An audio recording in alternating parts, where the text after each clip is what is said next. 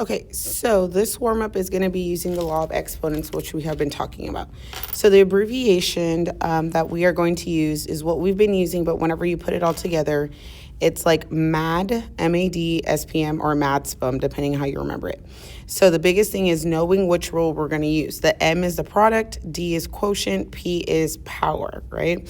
So this first one that we have the quotient rule, which means we are going to do DS, right? So that means I am going to take my bases, if they are different, which they are, and I am going to divide them. So I'm going to do 2, right, divide by 6, which simplifies when I divide by 2, I divide by 2. This simplifies to 1 over 3. Then I'm going to take my exponents and I am going to subtract them, okay? So then I'm going to do x 12 minus a negative 3, okay? And then I do have to make sure that I am distributing that negative. This gives me 1 over 3, x 12 plus 3, which then would give me 1 over 3, x to the 15th, and that would be my final answer. So then I'm going to come here, 1/3 would go here, and obviously this would be a drag and drop. So you would drag and drop it here, and then the x in the 15th, you would drag and drop right here, so that way it goes here.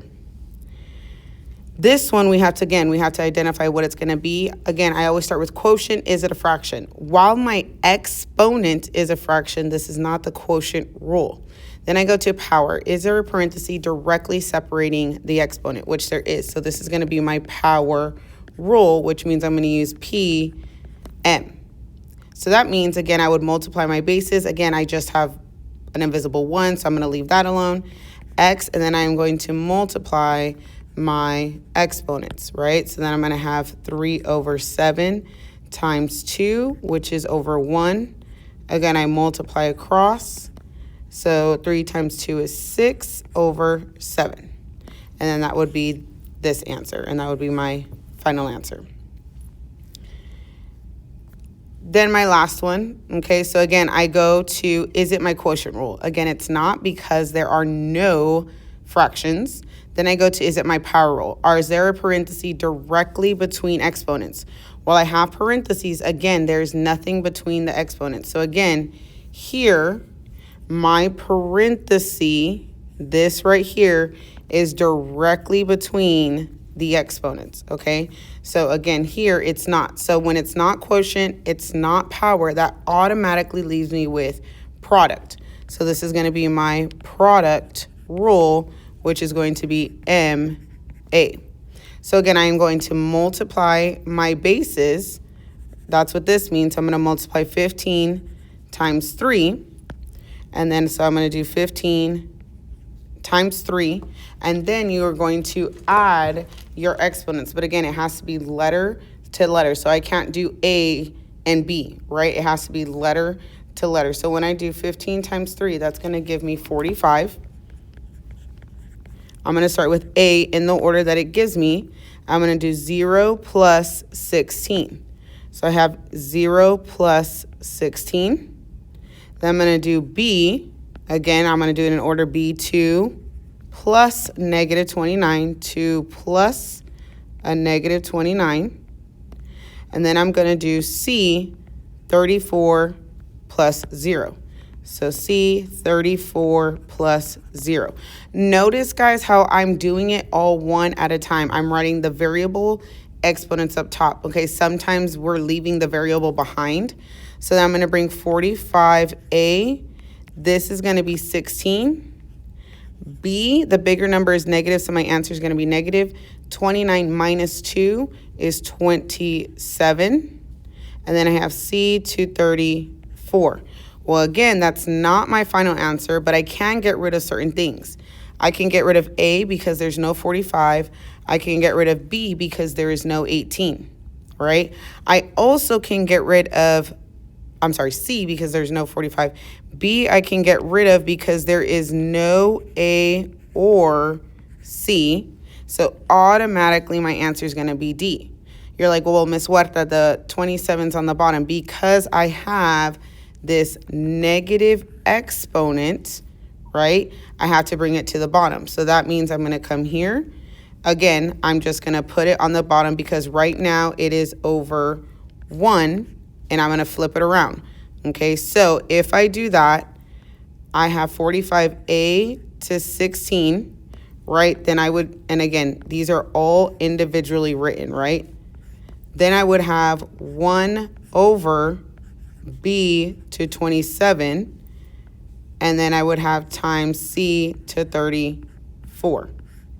Well, again, all of these in my block are over 1, but we just don't write down the 1, so I'm just going to bring everything together, which is 45A 16, C 34 over B 27. And that would be my final answer. Okay, so now let's go ahead and go to our notes for today. So we are going to talk about geometric sequences and connect them to exponential functions, okay? So geometric sequences, again, if we remember, it talked about a constant ratio, okay? So that means we're going to use our R. It says identify the constant ratio in each representation, right? So I can look at the table, the graph, or the equation. But let's look at the table first, right? So I have 2 to negative 6. Again, a ratio means I have to multiply. So that means I'm multiplying. Let's make sure it's still good. Does that give me the same thing? It sure does. So my common ratio on this one is going to be 3. Well, if I look at the graph, that's a little bit harder to see. However, if I look at my equation, you can see that's the number in the parentheses, which makes it a lot easier to see. So again, table and equations are easier. Graph, it is possible, but it's a little tricky whenever you have it so close together. So then let's look at B, right? So again, I have to go from 45 to 90 and make sure it's the same thing to go from the next one. So I'm going to do times 2, times 2. Good, it matches. And if I look at my equation, again, this technically is like a parenthesis, right? So it's right here. Again, it's invisible. So my base is still going to be, my common ratio is going to be 2. Okay, so the last one that I'm going to go over with you guys is going to be C, right? So from here to here and here to here, right? You're like, I have no idea. Well, what you could do is you could do your second term, which is this one, 1, 2, 3.4 over your first, which is 1, 2, 3, 4. And when you put that in your calculator, you are going to get 0.1, which is this one. Then again, you're going to do it again to make sure that it matches again. So, but we have to do third over second. So we're going to do our third term, which is 12.34 over our second term, which is 123.4. And when you put in your calculator, you should get 0.1. So if they're funky numbers like that, you just do your second over your first, your third over your second, and they should match. But again, you also could have looked at the equation and been like, oh, it should be 0.1. So there we go. Okay, so what I want you guys to do is I want you guys to do there's 2 Ds. Sequence D, sequence E, and sequence F. And then go ahead and answer number 2. What strategies did you use? What do you notice, right? And then there is going to be, keep an eye on in sequence E and sequence F. Sequence E.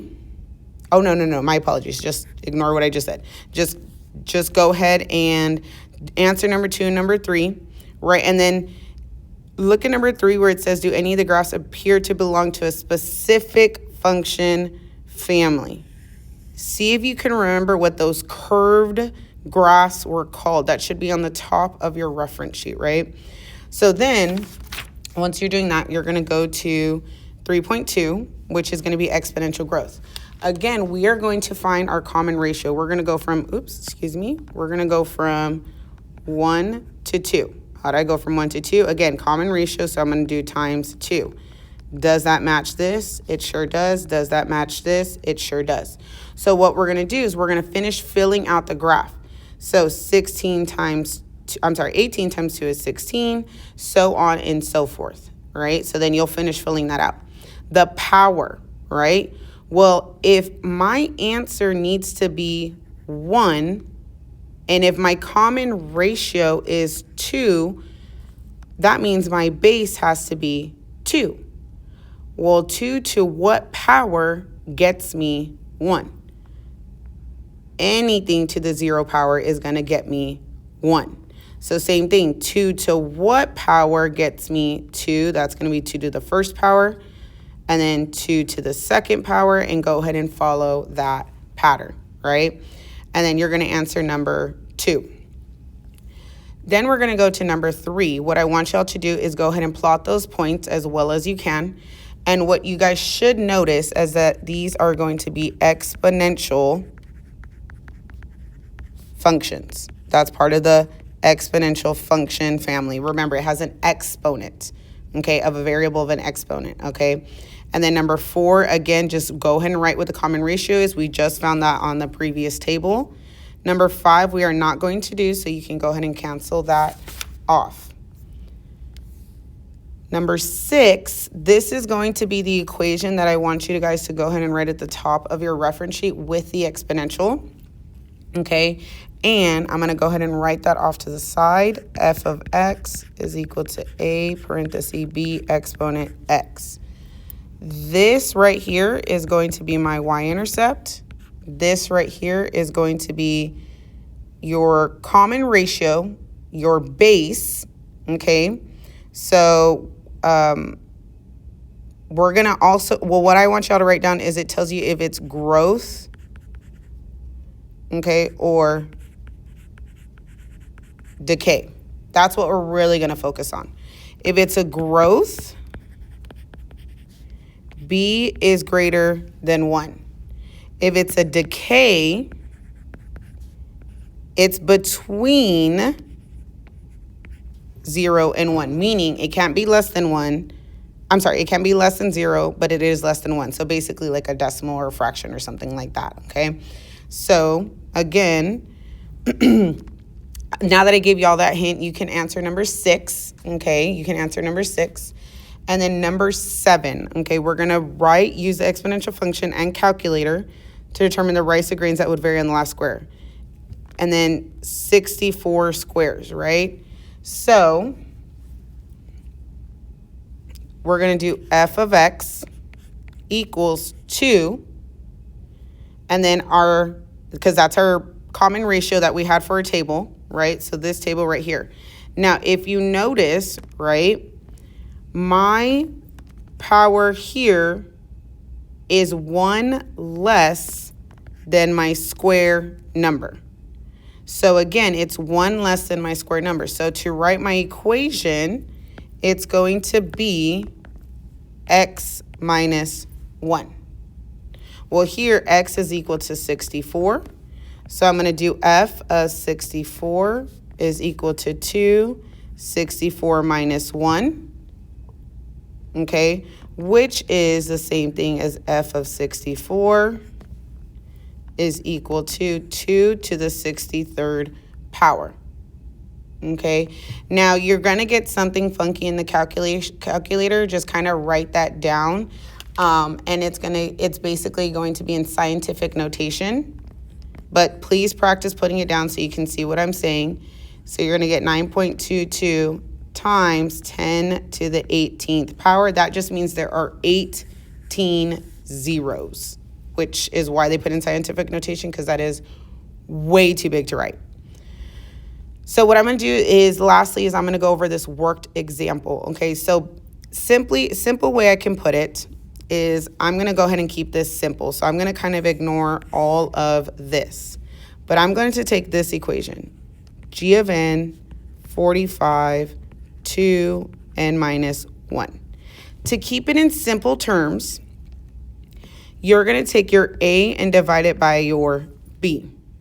Okay, so then I'm going to have g of n equals 45 divided by 2, When you do that, okay, when you do that, the base stays the same and the -1 goes away. Okay, so we're doing that because, again, I don't like negative exponents. So to make it go away, you're just going to take a divided by b, and then that's going to take the negative exponent away. So, for example, on here, you're going to take your a and divide it by your b. So my a is this one, my b is this one. So I have -2 over 3. Make sure it can't simplify in the calculator. And then you're going to write down times x. I'm sorry, your base is 3, excuse me. 3 with an exponent of x. So then your common ratio is 3. Your y-intercept is going to be what's in front. Okay, excuse me.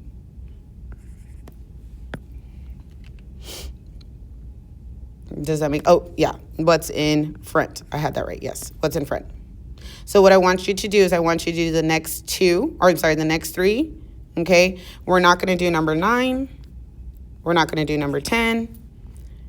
And then here, to connect geometric sequences to exponential, okay? So we're going to match them up. This is the same thing as this, right? So this is the same thing as f of x, which is y or the output. Okay, then what we just literally did is a divided by b, right? This is the same thing as a divided by b. That is literally going to give us our a. And again, our a tells us our y-intercept. Our r is going to be our b, which tells us growth or decay. Okay. Because again, it's f of x, a, b, x, okay? And then the n changes to in x, so let me color code this. This matches that, okay? My common ratio matches my base, and then my n matches my x. And my x is going to be the exponent. Okay, so make sure that you have that all down, and we are done.